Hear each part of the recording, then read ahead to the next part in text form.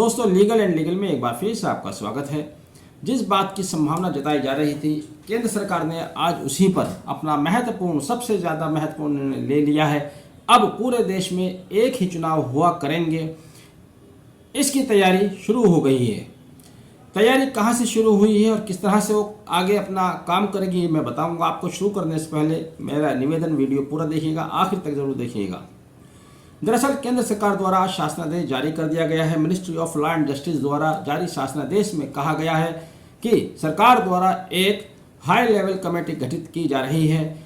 यह कमेटी सरकार को सजेशन देगी कि क्या देश में एक चुनाव हो सकते हैं, अगर हो सकते हैं तो किन किन कानूनों में संशोधन करने होंगे, क्या संविधान में भी संशोधन किया जाना पड़ेगा। ये सारी रिकमेंडेशन हाई लेवल कमेटी केंद्र सरकार को सौंपेगी। केंद्र सरकार ने जिन जिन बिंदुओं पर अपनी राय देने के लिए हाई लेवल कमेटी से कहा है, उनमें है कि क्या सभी चुनाव, अब सभी चुनाव में आप ये न समझिएगा कि सिर्फ लोकसभा के चुनाव और राज्य विधानसभा के चुनाव ही एक साथ होंगे, बल्कि तमाम भारत में होने वाले इतने चुनाव होते हैं, चाहे वो लोकल म्यूनिसिपलिटी के हों, नगर पंचायत के हैं, ग्राम पंचायत के हैं, वह भी लोकसभा और विधानसभा के साथ होंगे। तो पहला यही उन्होंने अपनी सलाह मांगी है कि क्या house of the people Lok Sabha, state legislative Vidhan Sabha, municipality, panchayat, इनके चुनाव एक साथ कराए जा सकते हैं। यदि इनके चुनाव एक साथ कराए जा सकते हैं तो क्या representative of the people act 1950 तथा रिप्रेजेंटेटिव ऑफ पीपल एक्ट 1951 में संशोधन करना पड़ेगा, उनके रूल्स जो बने हुए उनमें संशोधन करना पड़ेगा। दूसरा, उन्होंने कहा कि क्या संविधान में संशोधन करना होगा, इस पर भी वे अपनी राय देंगे। तीसरा, उन्होंने महत्वपूर्ण बात ये उठाई है कि यदि हंग असेंबली होती है उस कंडीशन में क्या होगा, नो कॉन्फिडेंस मोशन लाया जाता है और सरकार गिर जाती है, तब क्या होगा। इसी तरह की अगर कोई समस्या पैदा होती है तो ऐसी स्थिति में क्या होगा, क्या करना होगा। इलेक्शन फेज के बारे में अपनी राय देंगे और ये साइकिल कंटिन्यू बनी रहे, हमेशा चलती रहे, इसके बारे में अपनी राय देंगे। और इसके लिए मैन पावर की रिक्वायरमेंट क्या होगी, इसके बारे में अपनी राय देंगे। सबसे बड़ा जो फायदा लोगों को होने वाला है, तो ये तो है ही, ये तो आम इंटरेस्ट में है, पब्लिक इंटरेस्ट में है कि एक चुनाव होने से खर्चा कम होगा देश का। सबसे बड़ा फायदा ये होगा कि जिसके ऊपर सरकार ने हाई लेवल कमेटी से अपनी राय मांगी है कि क्या सभी चुनाव के लिए एक ही इलेक्टोरल लिस्ट बनाई जाएगी, एक ही इलेक्टोरल कार्ड बनाया जाएगा। तो ये समय की मांग है। इसमें आमतौर से मतदाताओं को बहुत बड़ी परेशानी का सामना करना होता है। लोकसभा में आप वोट डाल कर आए, विधानसभा का चुनाव आता है, 2 साल बाद पता चला आपका नाम गायब। अगली बार जब आपका नगर पालिका के चुनाव आते हैं तो आपका किसी और वार्ड में वोट पाया जाता है। वो समस्या भी समाप्त हो जाएगी जब ये अपनी रिपोर्ट देंगे। दरअसल ये सिलसिला नया नहीं है, बहुत पुराना है। साल 1952 से 1967 तक भारत में जो चुनाव हुए थे, उस समय लोकसभा और विधानसभा के चुनाव एक साथ हुआ करते थे, लेकिन उसके बाद से यह सिलसिला टूट गया। विधि आयोग ने भी अपनी 170वीं रिपोर्ट में कहा था कि चाहे अनुच्छेद 356 में संशोधन करना पड़े, एसआर बोमई बनाम सुप्रीम कोर्ट में भी ये बात आई थी कि पूरे देश में एक चुनाव होना चाहिए। बार बार चुनाव होने की वजह से देश की संपत्ति का, देश के समय का, देश के संसाधनों का बहुत बड़ा नुकसान हो रहा है। अब आप यहाँ पर यह भी जानना चाहेंगे कि इस उच्च स्तरीय कमेटी में कौन कौन लोग हैं। तो ये खबर तो पहले ही आ चुकी थी कि इस उच्च स्तरीय कमेटी के अध्यक्ष होंगे पूर्व राष्ट्रपति श्री रामनाथ कोविंद। इसके अलावा बाकी लोग इस कमेटी के सदस्य होंगे। सदस्यों में अमित शाह होंगे, अधीर रंजन चौधरी होंगे, गुलाम नबी आज़ाद होंगे, श्री NK सिंह होंगे जो कि फॉर्मर चेयरमैन रहे हैं 15वें विधि आयोग के, सुभाष C कश्यप होंगे जो कि लोकसभा के फॉर्मर सेक्रेटरी रह चुके हैं, श्री हरीश साल्वे वरिष्ठ अधिवक्ता हैं, श्री संजय कोठारी जो कि x former chief vigilance commissioner रह चुके हैं, ये सभी मेंबर होंगे। इनके अलावा अर्जुन राम सिंह मेघवाल लॉ मिनिस्टर हैं, वह विशेष आमंत्रित के रूप में मीटिंग अटेंड करेंगे। इसके अलावा नितिन चंद्रा जो कि भारत सरकार के सेक्रेटरी हैं, वो इस कमेटी के भी सेक्रेटरी रहेंगे। इस कमेटी का मुख्यालय दिल्ली में होगा।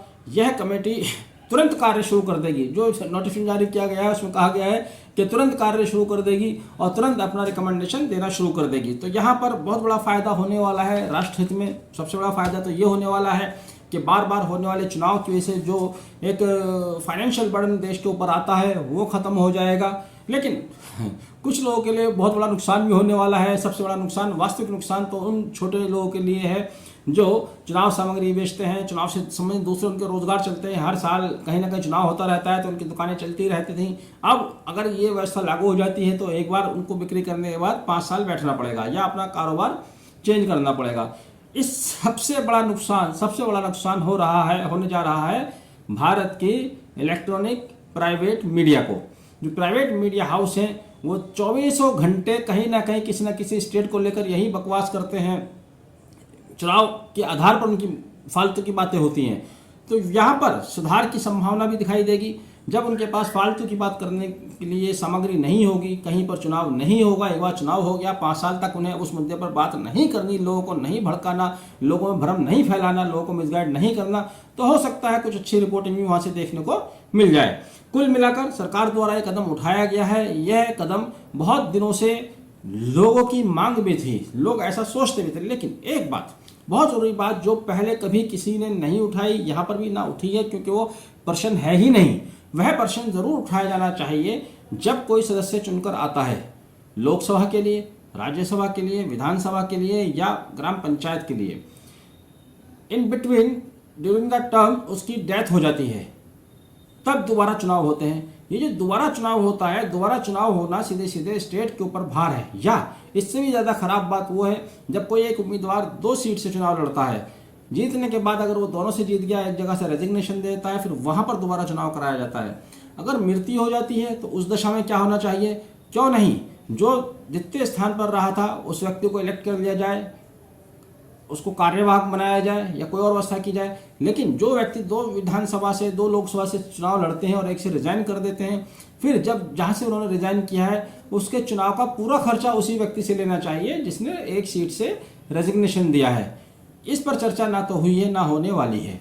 बहरहाल देश का हित में ये निर्णय लिया गया है, देश का खर्चा बचाने के लिए, समय बचाने के लिए निर्णय लिया गया है। लेकिन जो उच्च स्तरीय कमेटी गठित की गई है, इनके भत्ते भी निर्धारित कर दिए गए हैं। जो अध्यक्ष हैं राष्ट्रपति, उनको राष्ट्रपति वाले भत्ते मिलेंगे, जो सदस्य हैं उनको सांसदों वाले भत्ते मिलेंगे, जबकि उनको ऑलरेडी पेंशन्स मिल रही हैं लेकिन फिर भी उनको भत्ते दिए जाएंगे। बहरहाल सरकार का निर्णय है, यह एक कुल मिलाकर अच्छा निर्णय है, राष्ट्र के हित में निर्णय है। आने वाले समय में हो सकता है चुनाव समय से पहले इसीलिए कराया जाए क्योंकि अगर एक नेशन एक चुनाव कराया जाएगा तो सारी असेंबली को डिसॉल्व करना होगा। जब आप सभी पूरे देश के सभी असेंबलीज को डिसॉल्व करेंगे, नगर पंचायत को, जिला पंचायत को, नगर पालिका परिषद को, तभी तो एक साथ चुनाव हो पाएगा। इसलिए सभी चुनाव, अगर मान लीजिए कहीं 1 साल पहले 6 मई पे चुनाव हुआ है, वो भी डिसॉल्व करना पड़ेगा। तो हम देख सकते हैं, उम्मीद कर सकते हैं कि आने वाले समय में पूरे राष्ट्र में एक ही चुनाव होगा। वोटर्स के लिए एक समस्या पैदा हो जाएगी, जब वो वोट कास्ट करने जाएगा तो उसके सामने बैलेट मशीन जो होंगी, वोटिंग मशीन जो होंगी, ईवीएम मशीन 3 कम से कम होंगी। लोकसभा, विधानसभा और नगर पालिका परिषद है, नगर निगम है तो उसकी मशीन होगी, या ग्राम पंचायत है तो उसकी एक मशीन होगी। उनके लिए एक समस्या जरूर पैदा होने वाली है। खैर वो समस्या उतनी बड़ी नहीं है जितनी हर साल देश में चुनाव होने से देश को फेस करनी पड़ती है। अच्छा निर्णय है, देखते हैं क्या इसके रिपोर्ट्स आती है। जल्दी ही इसकी रिपोर्ट आएगी। जिस तरह सरकार ने नोटिफिकेशन जारी किया, लगता है ऐसा है कि इसी आने वाले लोकसभा चुनाव में ये लागू हो जाएगा। बहरहाल आपने वीडियो आखिर तक देखा, पसंद आया हो तो आगे भी शेयर कीजिएगा। Thank you, have a nice day, thank you very much.